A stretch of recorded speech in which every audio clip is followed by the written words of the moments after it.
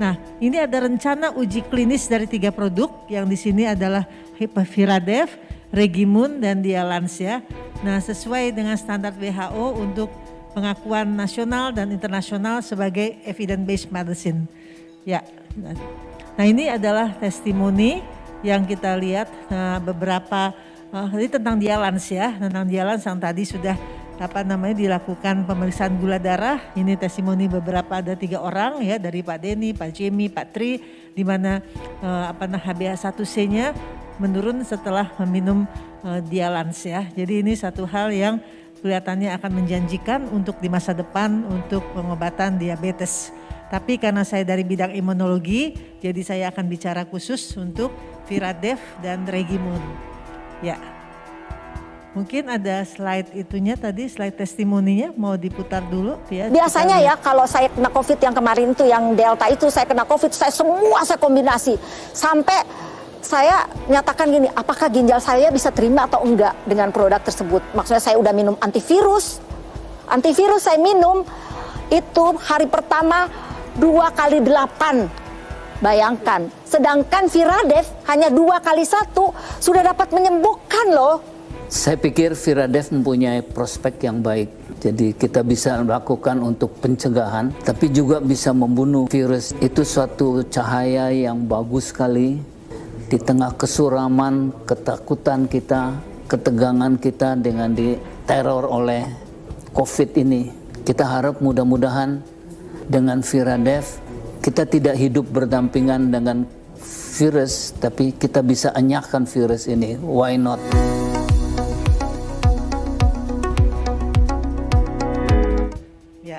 Jadi kalau kita lihat di sini bahwa kasus COVID-19 itu memang menurun dalam 2 bulan terakhir.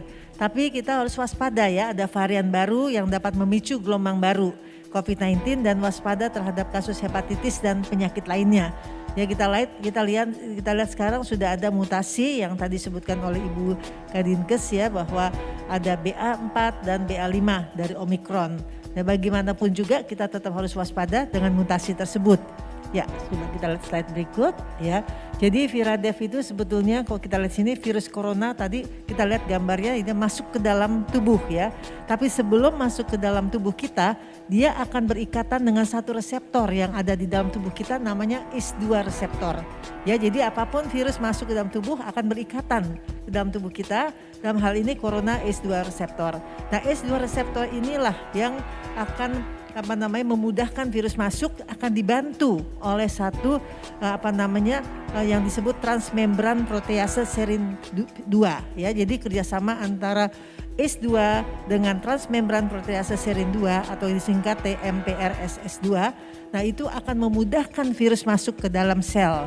Nah, Viradev bekerja salah satunya adalah dia menghambat si ACE2 supaya ACE2 itu tidak memudahkan masuk ke dalam sel, dan dia juga akan menghambat si transmembran protease serin 2 supaya virus itu tidak mudah masuk ke dalam sel.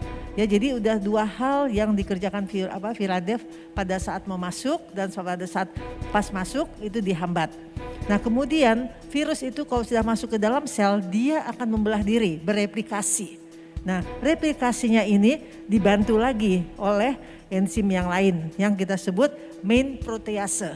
Ya, jadi ada 3 hal ya.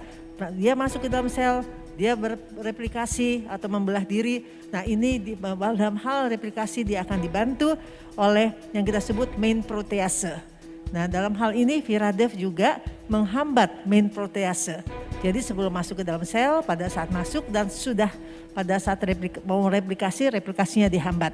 Jadi ada 3 hal yang penting yang kita lihat, itu ada keunggulan daripada kerja Viradev. Kita lihat dari video tadi. Ya, slide berikut. Nah, ini adalah kerjanya transmembran protease serin 2. Ya, dia tugasnya adalah merupakan gerbang masuknya virus corona tadi. Ya, jadi virus corona enggak gitu aja gampang masuk ya.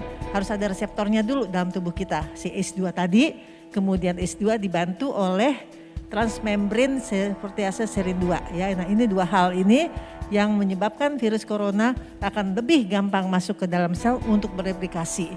Tapi keduanya ini bisa dihambat oleh Viradef ya, itu kerjanya di situ. Ini hal yang penting sekali kalau supaya virus itu tidak masuk ke dalam sel. Ya, slide berikut kita lihat lagi bahwa kerjanya main protease di sini yang kita sebut enzim tadi, dia penting berperan dalam replikasi. Jadi virus masuk, dia akan membelah replikasi. Nah, ini akan dibantu oleh enzim tadi. Nah, penghambatan terhadap enzim ini dapat menghambat replikasi virus sehingga mengurangi risiko infeksi.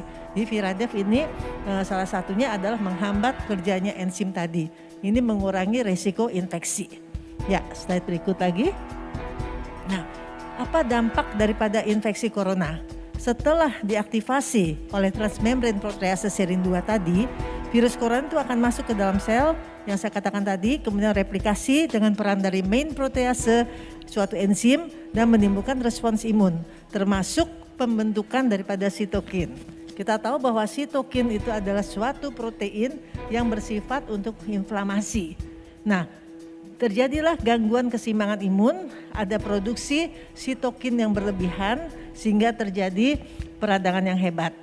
Dibentuk radikal bebas itu suatu zat yang toksik atau yang racun dalam tubuh ya, dalam bentuk reaktif oksigen spesies yang meningkat sehingga terjadi stres oksidatif.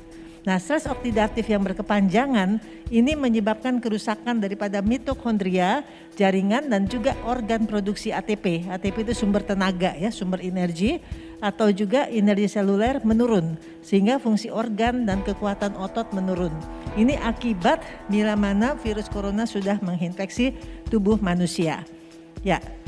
Penanganan COVID-19 saat ini kalau kita lihat bahwa antivirus seperti molnupiravir, favipiravir dan lain-lain itu menghambat replikasi virus ketika virus sudah masuk.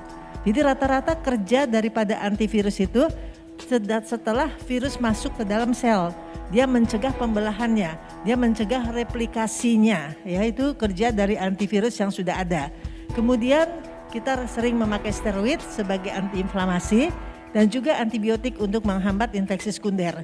Antibiotik tidak bisa untuk virus tapi dia menghambat infeksi sekunder, takut terjadi infeksi karena bakteri.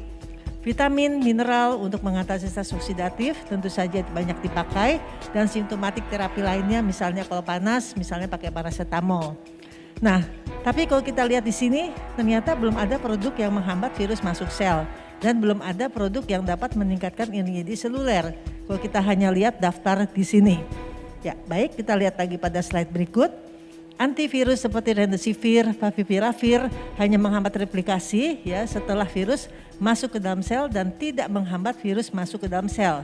Jadi antivirus itu hanya menghambat pembelahan replikasi virus saja, tapi tidak menghambat virus itu masuk ke dalam sel. Vaksinasi tentu harus dilanjutkan ya, sesuai program pemerintah sampai tahap booster itu sangat penting sekali. Walaupun vaksinasi itu tidak bisa mencegah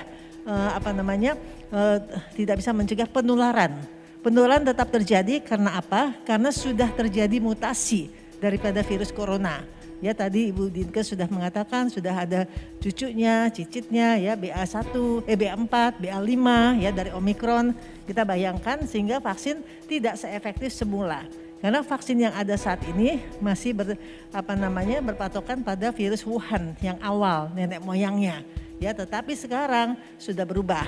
Apa artinya? Tapi kenapa vaksin harus tetap? Vaksin tetap harus dilakukan untuk mengurangi angka kematian, mengurangi angka perawatan di rumah sakit, tetapi tidak menghambat penularan, tetapi kalaupun tertular akan jauh lebih ringan daripada tidak divaksinasi. Jadi artinya vaksinasi tetap harus dijalankan, itu suatu kewajiban yang harus kita lakukan, tetapi di samping vaksinasi kita lihat bahwa setelah 3-6 bulan dosis kedua itu booster diperlukan karena antibodi sudah menurun. Sekarang dipikirkan perlu nggak booster jadi vaksin yang keempat, ini sedang dipertimbangkan. Kemudian vitamin dan mineral tidak dapat mencegah virus masuk ke dalam sel, tidak dapat mencegah replikasi virus dan tidak dapat meningkatkan energi seluler yang ATP. Ya, kita lihat lagi. Nah, bagaimana rasionalisasi penggunaan Viradef pada COVID dan infeksi lainnya? Ya, kita masuk ke Viradef. Salah satu molekul aktif dari komponen yang ada di Viradef bekerja menghadap transmembran protease serin 2 yang mengaktifasi masuknya virus corona ke dalam sel. Dengan demikian mengurangi risiko infeksi. Ini yang tadi saya katakan salah satu komponen ya yang ada di Viradef. Ya, lanjut. Salah satu komponen yang ada di Viradef yang menghambat main protease yang berperan penting dalam replikasi virus. Dengan demikian membantu mengurangi risiko infeksi. Ya, jadi salah satu bahan ya yang kita sebut ashwagandha. Ya, ashwagandha itu yang bekerja menghambat main protease tadi ya. Ya, slide berikut. Nah, ini juga salah satu komponen di Viradef, ini ashwagandha juga. Kalau kita lihat gambar di sini ya, bahwa ini kekuatan otot ya. Kekuatan otot yang merah itu dengan ashwagandha dibandingkan dengan placebo. Ya, dia meningkatkan di sini. Ya, lebih meningkatkan ini sebelum pemberian, ini setelah pemberian. Ini juga demikian. Nah, kalau ini massa otot ya, massa otot diperbaiki dengan pemberian ashwagandha yang terdapat dalam Viradef. Ya, slide. Nah, jadi kalau kita lihat sini rasionalisasi penggunaan Viradef di sini adalah untuk menghambat ya masuknya virus ke dalam sel, perantai EPRS2 ya dan main protease, dan juga dia mengatasi peradangan yang menyebabkan radikal bebas. Kemudian Viradef juga menghambat stres oksidatif yang terjadi akibat peradangan tersebut. Stres oksidatif ini kalau tidak dihambat akan menyebabkan kerusakan sel. Ya, kemudian Viradef ini juga akan meningkatkan energi yang diturunkan akibat adanya peradangan, sehingga kita harapkan gejala klinis daripada COVID-19 dan non-COVID ini akan tidak terjadi penyakit yang berat ya, bila mana kita bisa memberikan hal-hal pencegahan seperti ini. Ya, slide.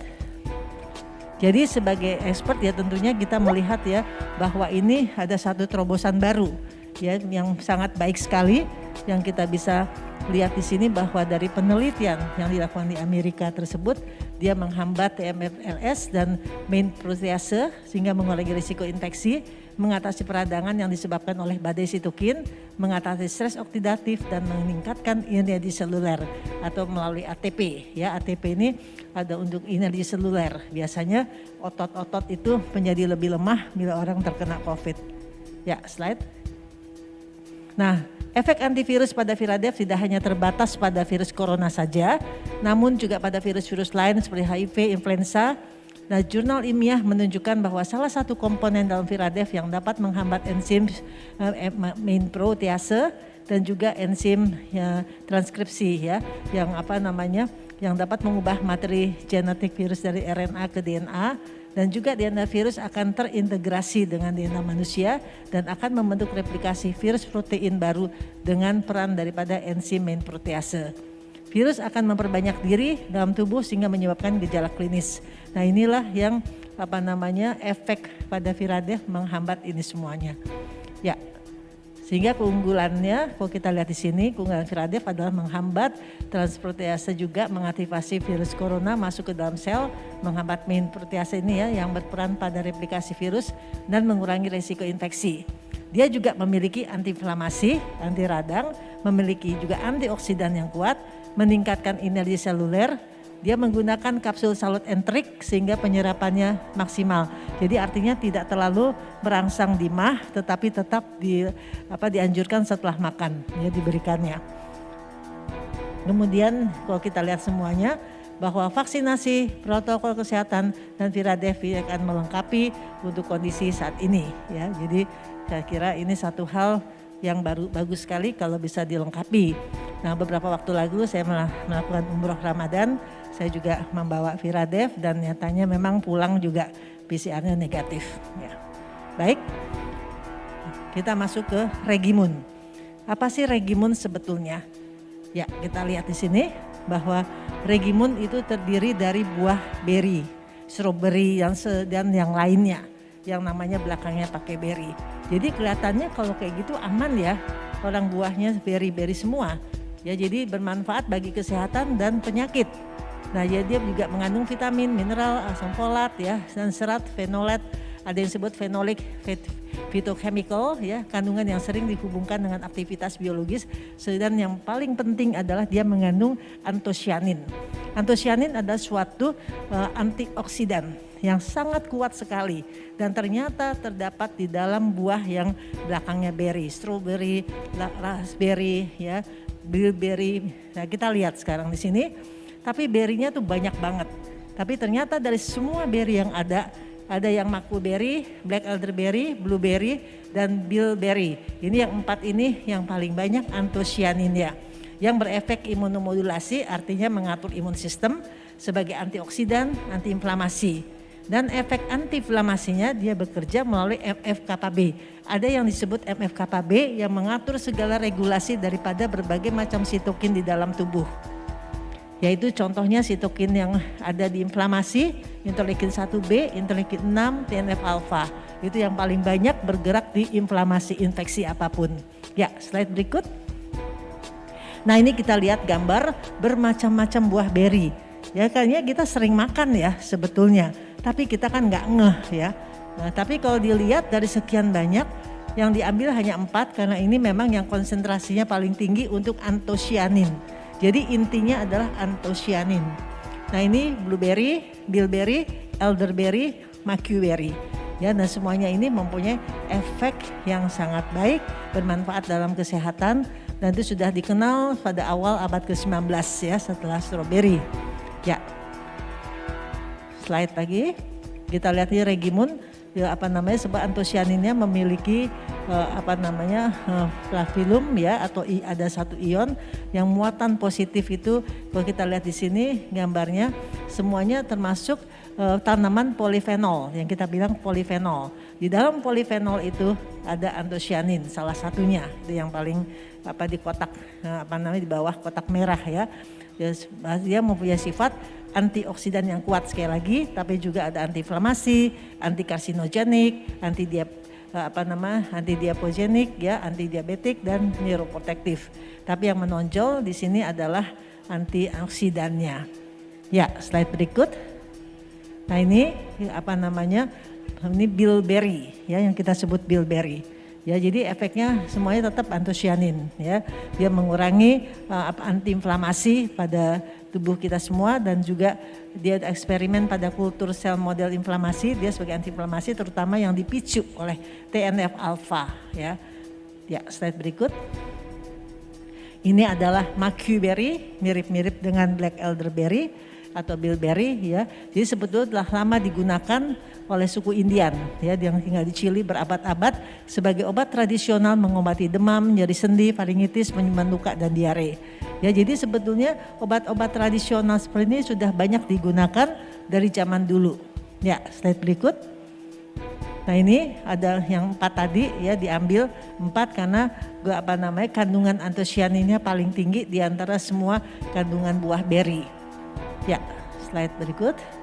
Ini nggak usah dilihat gambarnya, mungkin complicated, tapi ini hanya mengatakan bahwa jalur pensinyalan inflamasi MFKB itu yang mengatur semua regulasi sitokin-sitokin di dalam tubuh, itu sini juga melalui jalur MFKB. Ya, jadi kita lihat di sini bahwa antosianin ini juga bisa menghambat MFKB sehingga inflamasi tidak akan berjalan, jadi tidak akan berlanjut lebih buruk ya dalam hal ini. Ya, slide berikut. Ini juga kita lihat ya. Ini contoh ya, ada peran macuberry sebagai antioksidan pada mata kering. Jadi mata kering yang diberikan macuberry ya, ternyata itu sangat menolong untuk kekeringan matanya menjadi lebih baik. Mereka melakukan pemeriksaan mata itu dengan Schirmer test. Schirmer test itu memeriksa kondisi mata kering, biasanya pada penyakit autoimun seperti Sjogren syndrome, pada lupus ya, itu terjadi mata kering atau dry eyes ya. Nah, itu kita sering lakukan, kirim ke dokter mata, dilakukan Schirmer test ya. Ya, slide berikut. Nah, lupus maupun Sjogren, SLE itu sistemik lupus erythematosus, kita singkat SLE atau lupus saja. Dan Sjogren merupakan salah satu bentuk autoimun yang dapat meningkatkan tingkat keparahan pada kasus COVID-19 serta meningkatkan risiko kematian. Ya, jadi kalau kita lihat di sini, kita tahu bahwa penyakit autoimun adalah penyakit di mana antibodi bekerja menyerang tubuhnya sendiri, sehingga hiperaktif daripada antibodi, sehingga terjadi kerusakan dalam tubuh. orang yang kena COVID-19, orang autoimun kena COVID-19 akan lebih buruk kondisinya karena lebih mudah terjadi infeksi ya. Jadi artinya di sini peranan MFKPB ini sangat amat penting ya, dan TNF alfa dua faktor penting dalam lupus dan Sjogren. Ya, slide berikut. Nah, kita sedikit menyentuh rasionalisasi penggunaan Regimun terhadap autoimun. Ya, kita lihat di sini bahwa MFKPB yang saya katakan tadi merupakan regulasi dalam tubuh kita yang mengatur bila mana ada inflamasi, mengatur pengeluaran sitokin inflamasi. Jadi ini harus seimbang ya. Ketidakseimbangan sistem imun yang disebabkan oleh MFKPB, TNF alfa dan interleukin 6 akan menyebabkan peradangan hebat dan kerusakan jaringan pada penderita autoimun. Ya, slide lagi. Nah, ini MFKPB dia bekerja di semua bagian. Ada yang disebut makrofag. Makrofag adalah sel pemakan bakteri, virus ya, sel-sel imun. Limfosit juga ya, sel darah putih ya. Dalam melepas sitokin termasuk interleukin 6 sebagai mediator peradangan yang menyebabkan peradangan hebat, kerusakan jaringan dan organ. Ya, jadi intinya adalah aktivasi dari MFKPB ini yang harus dihambat. Ya, slide berikut. Nah, Regimun ini dia meregulasi MFKPB ya. Jadi sinyal transduksi abnormal yang menyebabkan ketidakseimbangan imun sistem dari peran MFKPB ini bisa dikontrol oleh Regimun. Dan juga kalau kita lihat di sini bahwa peradangan hebat dan kerusakan jaringan sangat penting peran dari TNF alfa dan interleukin 6. Nah, Regimun akan meregulasi TNF alfa dan interleukin 6 supaya tidak terjadi kerusakan yang hebat. Demikian juga Regimun menurunkan gejala klinis. Kalau ini semua diturunkan, otomatis gejala klinis akan lebih baik. Ya, slide. Baik, saya kira cukup sekian mengenai Viradef dan Regimun.